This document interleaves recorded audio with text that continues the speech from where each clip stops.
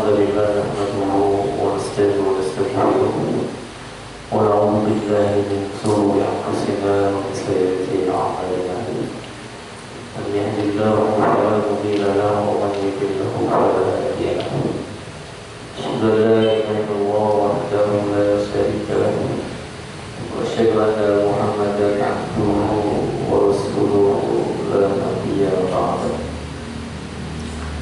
الله تعالى في القرآن العظيم أعوذ بالله السميع العليم من الشيطان الرجيم يا أيها الذين آمنوا اتقوا الله حق تقاته ولا تموتن إلا وأنتم مسلمون قال أيضا من جلس قوم في بيت من بيوت الله يتلون الكتاب ويتدارسونه فيما بينهم إلا نزلت عليهم السكينة وغشيتهم ورحمة وخفتهم الملائكة وذكرهم الله في من عنده وبيسر صدري ويسر لي أمري وهداية لساني يفقهوا قولي اللهم إني أسألك لأنك لك الحمد لا إله إلا أنت وحدك لا شريك له المنان بديع السماوات والأرض يا ذا الجلال والإكرام يا حي يا قيوم. Alhamdulillah, bersyukur kepada Allah pada kesempatan di malam hari yang berbahagia ini Allah senantiasa memberikan nikmat-nikmatnya kepada kita semua, terkhusus nikmat yang menjadikan seorang hamba dimuliakan, yaitu keimanan yang kita harus jaga dengan nilai-nilai yang kita harapkan. Karena keimanan di akhir zaman itu begitu mudah hilang. Makanya Nabi berpesan khusus umat akhir zaman itu badiru bil amali qabla fitanah, banyak-banyak beramal soleh. Kenapa? Sebelum datang yang namanya zaman penuh fitnah. Dan fitnah di zaman akhir itu membuat seorang itu mudah sekali murtad dari agamanya. Ketika ilaihi muslim yusbihu rajulun mu'minan wa yumsi kafiran. Ada orang yang pagi beriman, sorenya udah kafir. Paginya beriman, sore kafir, sorenya beriman, paginya kafir. Apa sebabnya? Kata Nabi, yubi'u li'a'udhi minat-dunia. Banyak di zaman orang itu menjual agamanya demi kepentingan dunia. Maka beramal soleh menjadi salah satu penjaga agar keimanan senantiasa baik, agar Allah istimewakan kita dalam ketaatan. Salam senantiasa terang Rasulullah Muhammad sallallahu alaihi wasallam. Lupa juga untuk para keluarganya, para sahabatnya, dan insya Allah kita umatnya yang istiqomah, yang senantiasa mengikuti jejak-jejak risalahnya ila yaumil qiyamah. Selesai, semoga Bapak sekalian semuanya ikhwah fillah rahimani wa rahimahullah, Allah senantiasa menjaga diri kita di dalam nilai-nilai kebaikan, tidak terjerumus dalam segala sifat-sifat maupun amalan-amalan yang menuju dalam kemaksiatan.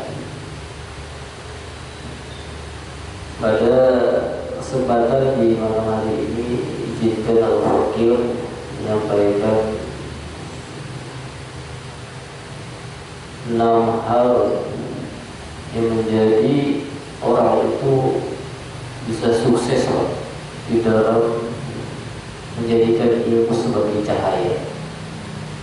Ilmu adalah suatu kemuliaan bagi orang-orang yang memuliakannya. Tapi sebaliknya, orang yang tidak memuliakan ilmu jangan harap mendapatkan ilmu. Makanya kata riwayat yang hadis riwayat Tirmizi, orang dalam ilmu itu dibagi 4 golongan.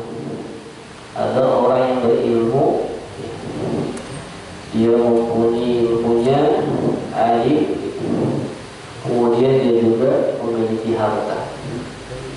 ilmu dan hartanya mendatangkan nilai-nilai ketakwaan. Maka ini orang yang selamat. Ada orang yang kedua, orang yang cuma berilmu saja, tapi hartanya tidak Allah beri banyak, Allah berikan tidak terlalu besar, beda dengan yang pertama. Tapi dengan ilmunya orang ini pun tetap bertakwa. Ada golongan yang ketiga, orang yang diberikan harta tapi tidak diberikan ilmu. Maka ini orang yang zalim atau hidupnya penuh dengan kelalaian dan kemaksiatan. Ada lagi golongan yang keempat, orang yang tidak dikasih ilmu, bahkan tidak dikasih harta, sudah miskin, sombong lagi, udah gitu mau ngaji, berfatwa. Bahkan dalam hadis dikatakan, siap-siaplah menempatkan di neraka orang yang pandai berfatwa tanpa ilmu tentu. Maka ini suatu hal yang harus kita khawatirkan. Dampak golongan ini sebenarnya terdapat dari nilai-nilai Al-Quran.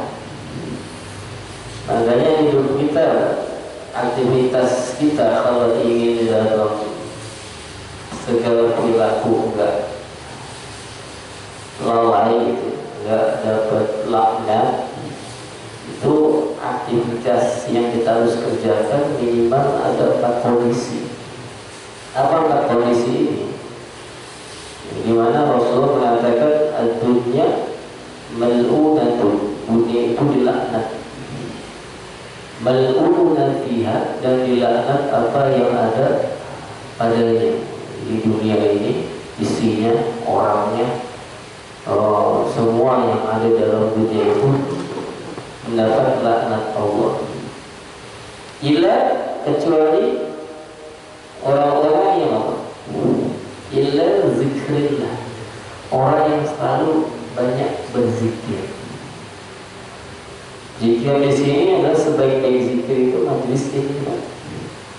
Makanya salah satu kebaikan Bapak antum semua hadir di majelis ilmu itu dalam satu hadis riwayat Imam Muslim, Rasul mengatakan tidak ada duduk-duduk satu kaum, tidak ada majalasa kaumun, bagi kata majelis dari fi'il amrnya ijlis, duduklah. Di rumah, dari rumah-rumah Allah.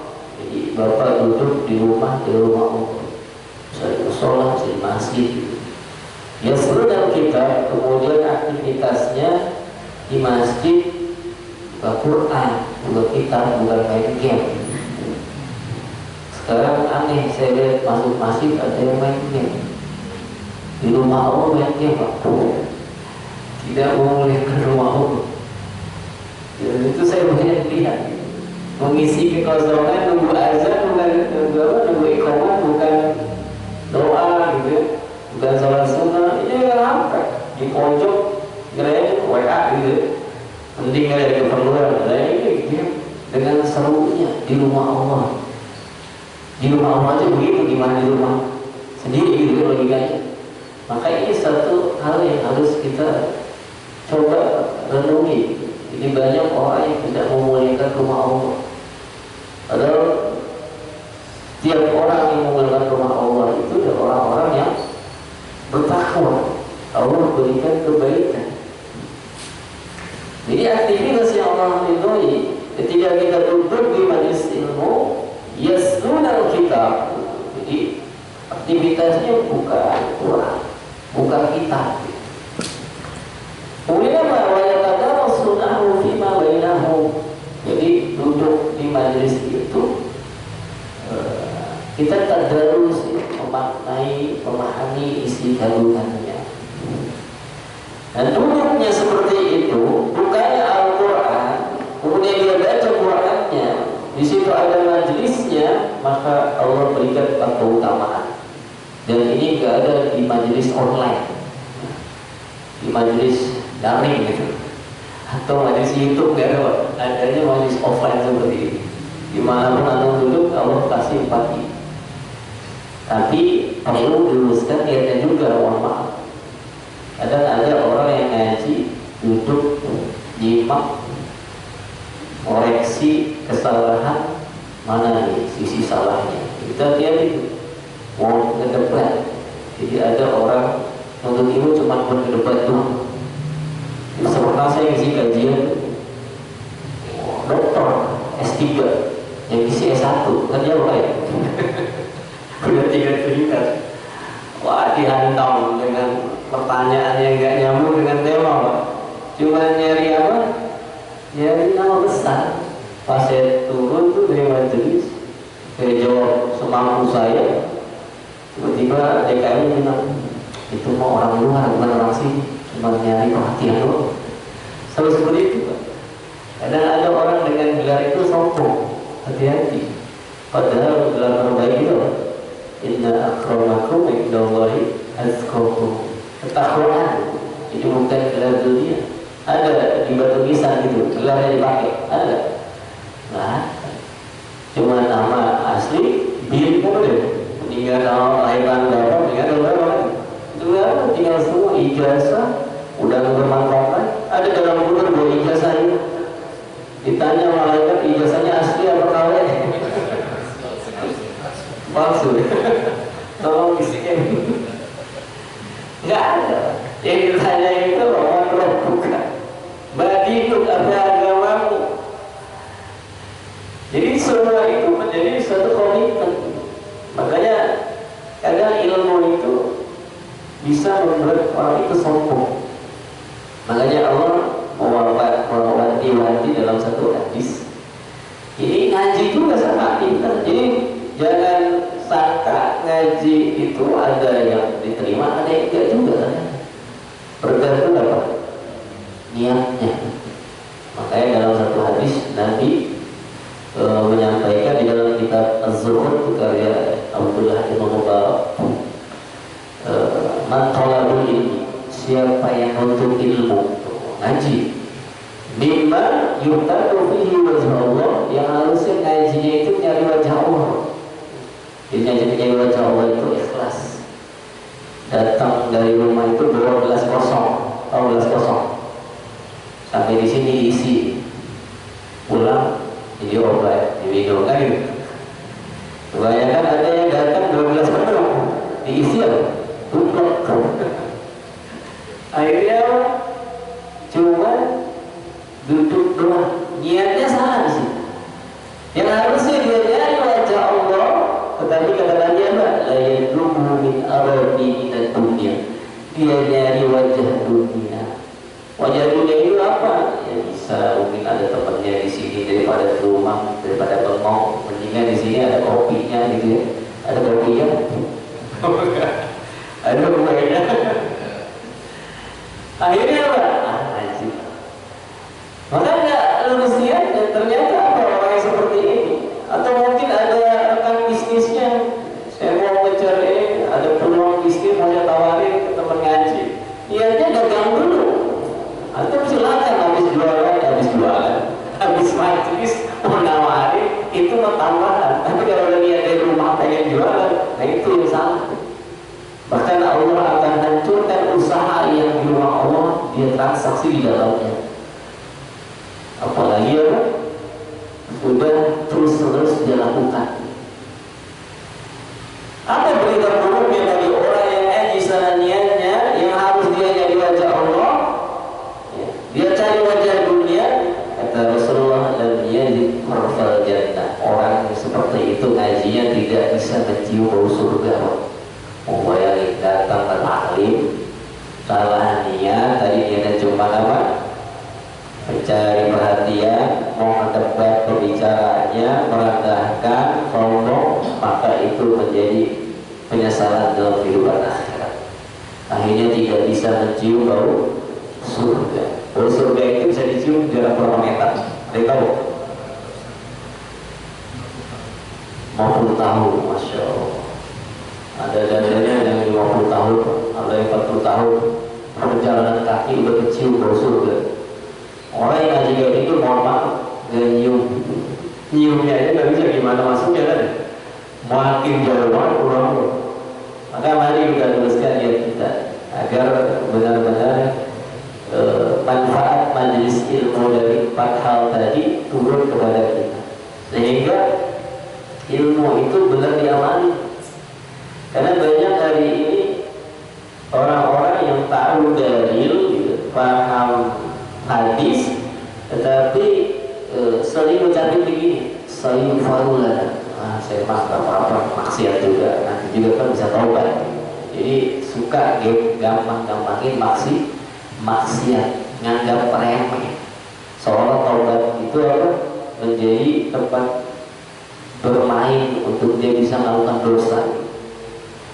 Sehingga kata Imam Nuwawi dikatakan orang yang paling jelek ya, ialah mereka yang tahu Allah Maha Pengampun tapi dia terus berbuat dosa. Kita tahu nih Allah punya asma wa sifatnya Al-Ghafur, ya, Allah Maha Pengampun. Tapi orang ini terus bikin dosa. Dengan dalil itu terjuga Allah ampuni saya.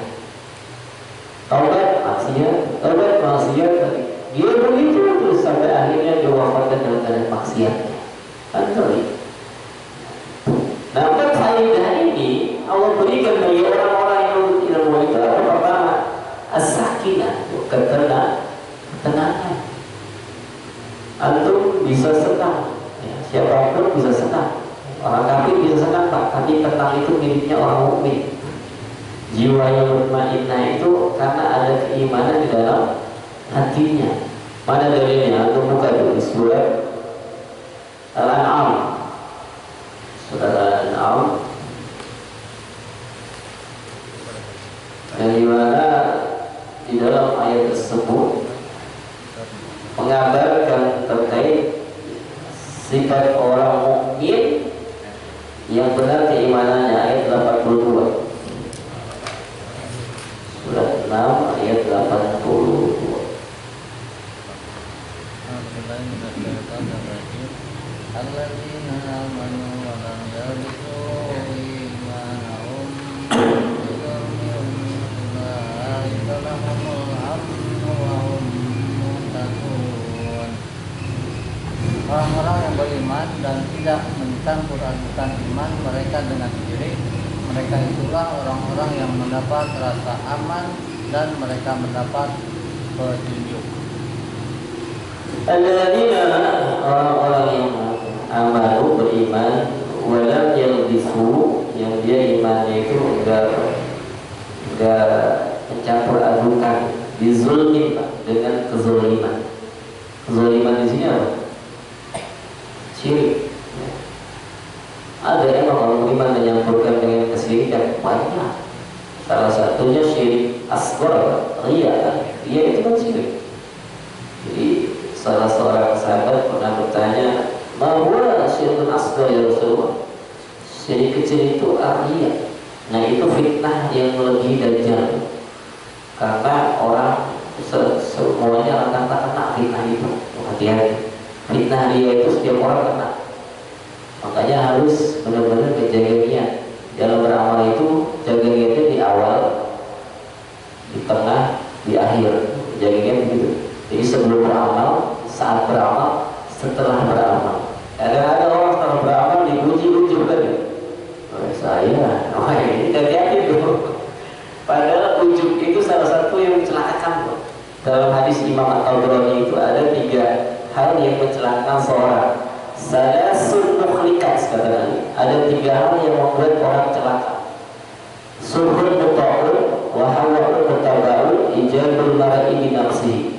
Kalau suhul muta'un itu pelit. Hati-hati bapak-bapak yang pelit sama istrinya, pelit sama anaknya. Itu penyakit loh. Jangan royal sama teman gitu ya, royal sama teman gajian sama istri pelit, wajar dulu. Salah tempat. Banyak yang terjadi Pak. Hanya pengen disebut dermawan, dermawannya di luar. Maka ini salah satu sodakoh yang tabzir, tahu nggak? Sodakoh tapi berbazir. Kenapa? Tidak dia tempatkan kepada porsi yang sebenarnya. Harusnya utama istrinya, anaknya, orang tuanya, tetapi dia lupakan hanya ini pujian temannya. di kantor sering praktir, habis gajian makan yuk nenek goyang aja, istrinya minta duit maaf gak ada. Hati-hati fitnah bapak-bapak itu di sini mah gak ada insya Allah ya, di luar sana. Akhirnya apa? Dia melupakan hadis Nabi. Apa dia bilang? Khairukum wa anna khairukum li ahlikum. Sebaik-baik kalian itu yang paling baik sama keluarganya. Jadi ukuran kita baik ini, mohon maaf bapak-bapak, bukan di luar, Pak. Di rumah. Kalau di rumah istri sudah nyaman, anak sudah nyaman, orang tua sudah nyaman, pokoknya circle keluarga udah muji antum baik. Tapi kalau pas disebut nama antum, istri diem dulu gitu ya, pelit banget. Di rumah pun karena banyak kasus kayak gitu Pak. Sampai alhamdulillah gitu. Ada alumni Mesir, gelarnya LC, ya, itu nikah. Ya karena ini luka pengasuhan ya. Kadang orang nikah itu bawa beban masa lalu. Jadi resol itu resol masa lalu keburukan. Itu pikirnya si akhwat ini, masya Allah ya, orang hadis gitu ya, ahlul Quran. Ternyata berjalan nikah suaminya temperamen, sama suami istri gablok-gablok Pak, menghafal Quran. Ternyata pas di Islam itu bawaan dari binaan keluarganya, dari kecilnya memang itu didikannya, sehingga sama istrinya pun main gablok, menghafal Quran. Alhamdulillah akhirnya cerai, istrinya gak kuat. Kenapa ya? Tadi Quran tidak sampai kepada qalbunya, baru sampai kepada lisannya. Nah ini yang harus juga dipahami. Jadi bapak-bapak ya, khususnya yang disebut ar-rijal, ar-rijal itu kan dikata rijlun kan, rijlun itu kaki Pak, yang melopang badan ke atas. Di sini ada istri antum, ada apa? Anak antum, ada ibu antum, ada adik perempuan antum tuh gitu. Yang suami khususnya laki itu 4 sisi harus tanggung jawab. Kalau ke atas ibunya, ke samping kanan istrinya, samping kiri anaknya, samping apa ke bawah itu anaknya. Jadi 4 sisi ini antum rusak. Salah satunya ada rusak, raka ancam Pak. Antum baik nih sama istri. Contoh saya sering katakan, seseorang dikatakan baik, tapi kalau di sisi lain tidak baik, maka tidak jadi baik. Kenapa? Karena kebaikan itu tertutup dengan keburukannya. Makanya ada kasus di kitab Imam Az-Zahabi, beliau menukil satu kisah di orang-orang terdahulu. Jadi ada di musim haji ada salah seorang soleh di Mekah, itu sudah terkenal ya, kalau bahasa Nabi al-amin dipercaya. Jadi waktu ada salah seorang pengusaha bawa uang 1.000 dinar, 1.000 dinar kan lumayan, 1 dinar sekarang loh, hampir 8 juta. 1 dinar kan 4 gram, 4 gram emas. Kalau 1 gramnya 2 juta, udah 8 juta. Nah kali 1.000 berarti berapa duit? Banyak. 8 M Pak, 8 miliar. Itu 8 miliar itu dikit gitu ya, karena kalau yang dinar saya pernah megang itu kecil, cuma securi ya 4 gram. Ditaruh nilainya tapi sudah 8 juta. Nah itu ada 1.000. Dia bawa tuh di musim haji. Nah, waktu musim haji berlangsung, ketika dia tawaf, kemudian ikhram, maka harus menitipkan barang bawaannya, dititipkan sama orang yang soleh, terkenal soleh katanya. Ya boleh dititipin, karena harus ukur di Arafah kan, gak boleh bawa apa ya. Dititip setelah selesai musim haji, dia datang nih kepada orang yang dititipnya, si fulan nih, ternyata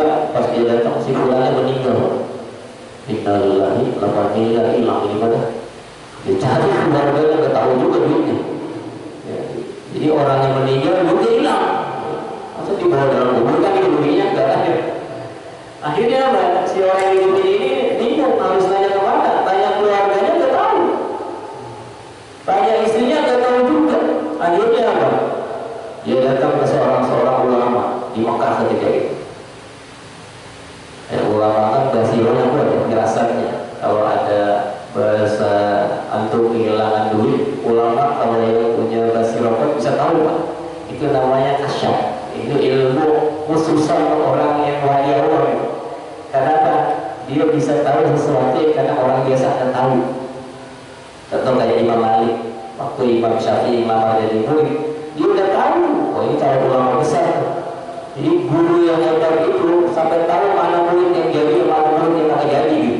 Saking apa? Basirohnya, dekatnya dengan Allah, Allah singkatkan tuh sesuatu yang tidak nampak oleh mata. Ini namanya firasat. Orang beriman itu ketika dekat dengan Allah akan menjadi suatu kebenaran.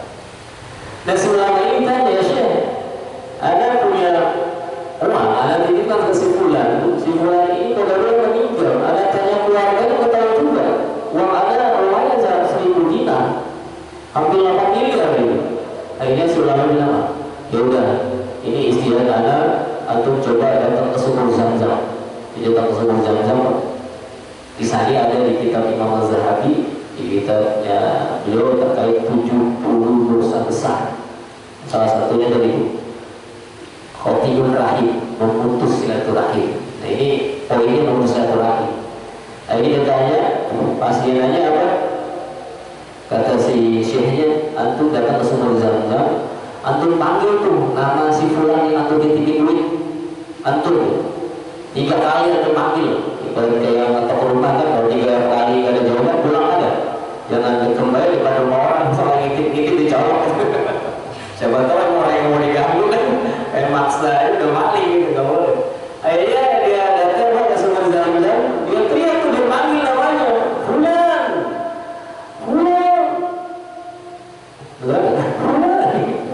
sampai apa 3 kali. Kalau ada jawaban kata si ulama ini, dia ahli surga dan duit aku balik. Akhirnya dia teriak 3 kali, gak ada jawaban. Dia balik ke ulama, ya Syekh, gak ada jawaban. Apa ucapan si ulama? Innalillahi, berarti dia ahli neraka dong. Kenapa? Kalau bisa jawab sumur Zam-Zam, Zam-Zam bedanya baik kan, kebaikan, sumber air yang bermanfaat. Akhirnya apa? Si ulama ini memberikan nasihat yang kedua. Ini terakhir, antum kalau ingin dapat uang antum silakan datang ke sumur neraka. Jadi sumur neraka di Yaman. Jadi pada pasti baunya api. Makanya api neraka dari Yaman. Itu siapa membunuh orang-orang yang Allah azab dengan api neraka jahat. Datang ke sumur neraka, nama sumur lupa ada namanya sebenarnya. Dia datang tuh, teriak lagi tuh, sama seperti di sumur Zam-Zam, disebut namanya Fulan. Ucapan ketiga ada jawaban Pak. Ketiga ada jawaban. Nyaut tuh di sumur tersebut. Wah, ada jawaban nih. Iya saya kali. Bisa apa? Yang ada di tipe kantung. Dicoba, itu ada di pojok rumah saya. Saya simpan tuh, saya gali. Kalau dulu belum bilang ke istri, bilang ke anak saya. Antum datang aja ke rumah atau antum gali itu ada uang antum. Jadi duitnya masih disimpan katanya. Tapi kalau dulu meninggal. Jadi pertanyaan kedua nih, yang punya duit tanya, antum kenapa di sini? Kok ada di sumur neraka? Padahal antum terkenal orang soleh. Orang Mekah kenal antum orang baik. Apa jawabannya Pak? Nah ini lelaki berat. Ternyata jawaban si Fulan ini, iya, saya punya adik perempuan yang saya cuekin ketika dia butuh minta bantuan kepada saya. Sementara sama istri saya baik, sama teman saya baik, adik perempuan di kampung minta tolong bang, mas, transfer, aku punya beras, aku lagi susah, maaf, afwan, pakai bahasa apa? Padahal punya apa? Itu yang menyebabkan dia masuk neraka jahanam. Itu dibilang sendiri sama dia. Ini dosa saya yang menyebabkan Allah tidak tidur dengan saya karena memutus silaturahim. Jadi memutus silaturahim itu bukan cuma nanya kabar doang. Memutus silaturahim ketika antum mampu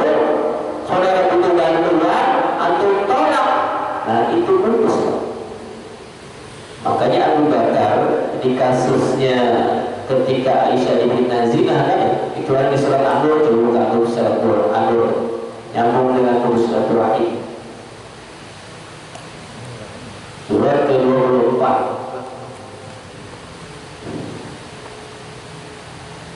ayat ke-22.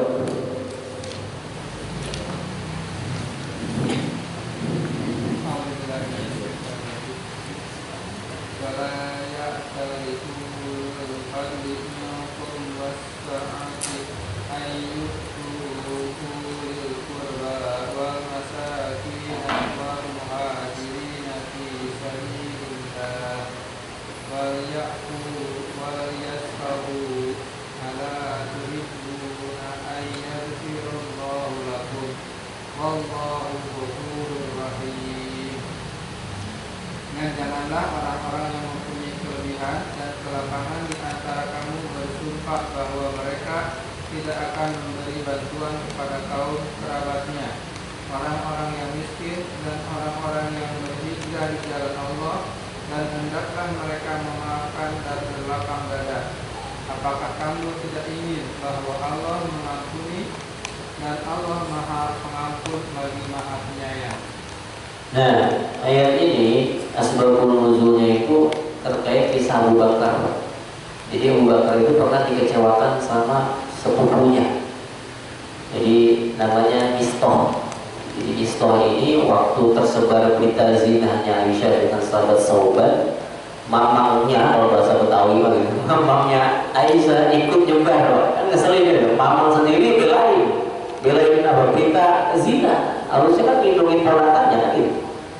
Dan Mistah ini orang miskin Pak, sama kasusnya yang tadi itu, cuma itu sesepupuan gitu. Dan tiap kebutuhan si Mistah ini itu selalu disupport sama Abu Bakar. Listriknya gitu, itu berasnya, apa kebutuhan rumahnya, semuanya disupport sama Abu Bakar kaya kan? Makanya orang kalau kaya, saudara miskin jelek Pak. Kalau antum kaya, saudaranya kaya juga, nah itu bagus tuh. Kenapa? Karena itu bagian kekayaannya. Hari ini banyak ada kaya di Jakarta, keluarga miskin di kampung. Nah itu hati-hati itu. Itu sama dengan jelek sebenarnya. Buruk. Kenapa? Tidak membantu saudara dalam kondisi susah. Nah si Mistah, ya, beliau ini pernah bahasanya apa? Mengecewakan Abu Bakar. Wah, ngeselin. Gua bantu selama ini malah ngebalesnya fitnah anak gua gitu. Maka Abu Bakar punya sifat manusiawi juga, Pak. Kesel kan? Oh, dia boleh saya bantu, kebutuhannya saya cukupin. Lah ini anak saya lagi dapat fitnah, dia malah ikut-ikut nyebar. Kira-kira kalau antum di posisi itu gimana? Sama enggak? Kira-kira di stop kebetulannya Pak? Stop lah itu apa-apaan? Blokir nomornya kalian. Gak usah WA lagi kan? Ternyata itu pun dialami Abu Bakar. Sampai dia bilang, mulai hari ini saya gak bantu lagi di stop. Rasul datang Pak tegur Abu Bakar, jangan kamu lakukan itu. Ditegur Abu Bakar, kalau Rasul yang nyampe mau sampai kawah lah gitu.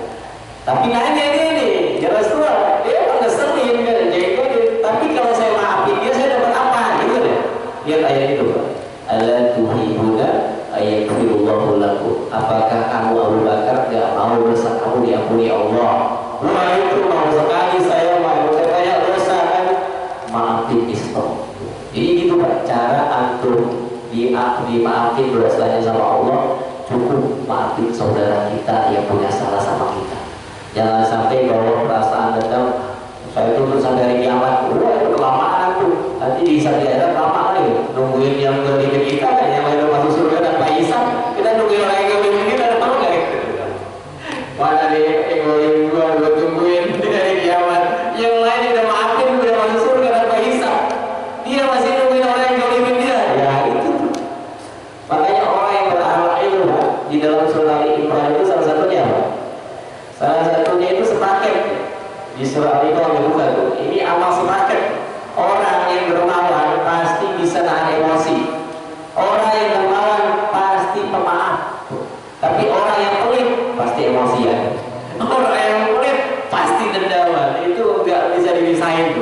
Makanya sifat dermawan itu yang membuat hati semakin lembut, hati semakin lapang, hati semakin selamat. Tapi ketika orang sudah pelit, tadi kan yang mencelakakan apa? Pelit kan? Korek, betir, bergesek, udah kasir, ada namanya kan? Cap-cap. Akhirnya mencelakakan diri sendiri. Nggak bisa menerima kekurangan orang lain. Padahal hidupnya apa? Dizalimi coba buka.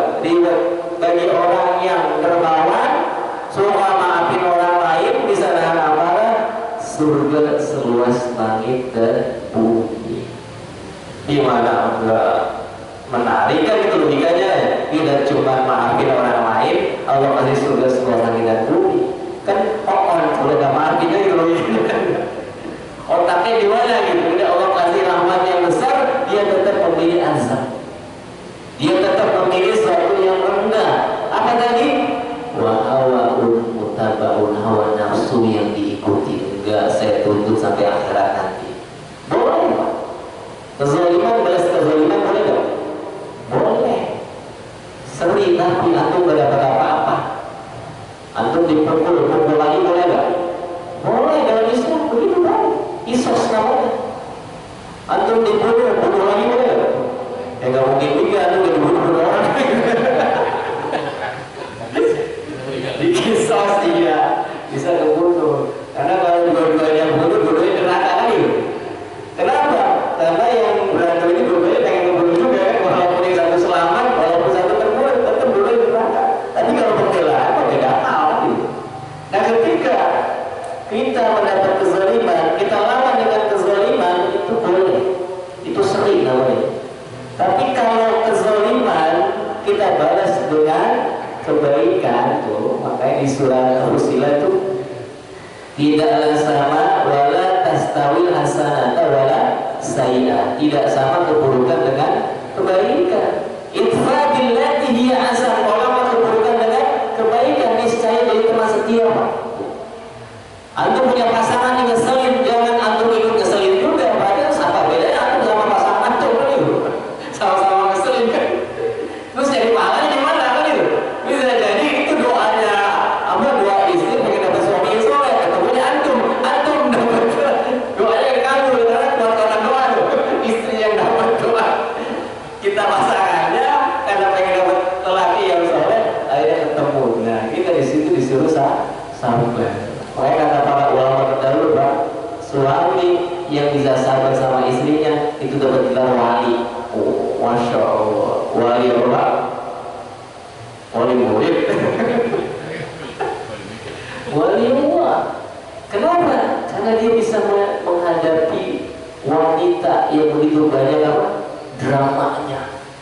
Umar sabar dengan istrinya. Nabi Nuh sabar dengan istrinya. Nabi Nuh sabar dengan istrinya. Makanya orang bisa sabar dengan pasangannya ketika pasangan tidak sesuai dengan ekspektasi doanya, karena doanya kalah bantu sama istrinya yang ke suami soleh, karena dia nggak soleh kan gitu, ketemu terjadi ujian buat suami. Ketika dia sabar, itulah kebaikan. Khairukum wa ana khairukum li ahlikum. Sebaik bagi suami, sehebat apapun doa, seburuk apapun istrinya. Makanya ada salah seorang ulama tadi itu, ini isinya keselin banget.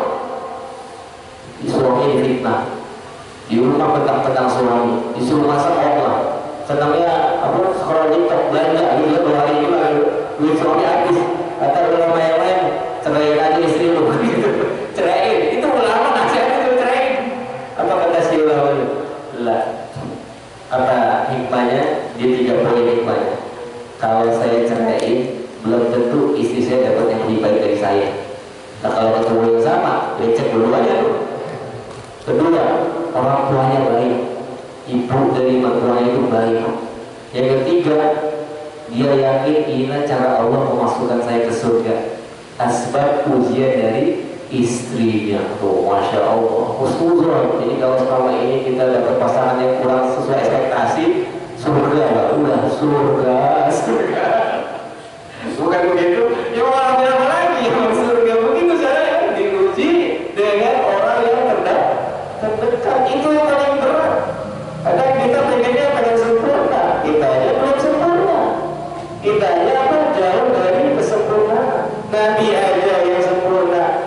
istrinya masih cekcok kan? Masih. Aisyah masih cekcok Pak. Masih kadang ribut dengan apa Ummu Salamah. Kasus yang Nabi sampai bilang apa? Jangan minum madu kan itu kasus rujukan terkait kamar, jatah istri. Aisyah banding diri depan sahabat Nabi itu gimana? Enggak. Maksudnya lagi cemburu istri saya, oh, tapi istrinya lebih dari satu ya. Kalau istri satu banding diri mulu masalah. Akhirnya masalah. Nah ini mereka. Makanya ketika kita jangan sampai mudah memutus silaturahim, karena Allah nyuruh kita apa? Nyambungin. Ini nyambungin. Sama Pak, putusnya kita hubungan sama manusia, karena putusnya kita hubungan sama Allah. Nah ini yang hal-hal yang kadang kita tidak sadari asbab tadi itu.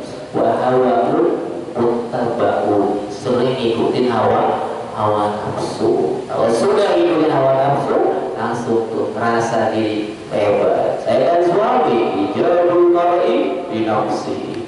Kamu samina wa ata'na. Gak gitu juga. Rasul itu lemah lembut sama istrinya.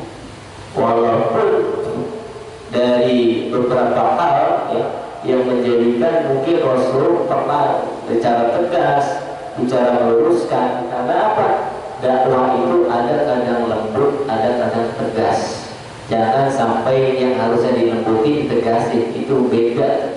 Akhirnya cara yang salah, hasilnya pun jadi salah. Makanya butuh yang namanya bersiro. Ketika kita berkata, ketika kita bersikap, itu butuh petunjuk Allah. Maka untuk mencapai itu semua tidak lain dan tidak bukan dengan ilmu. Maka ilmu inilah menjadi cahaya, al-ilmu nur. Dan siapa yang baik diberikan ilmu, kata Rasulullah, man yuridillahu bihi khairan yufaqihu fiddin. Jika Allah sudah beri kebaikan kepada seorang hamba, maka dia diberi paham ad-din, memahami agama dengan hatinya, bukan dengan emosinya.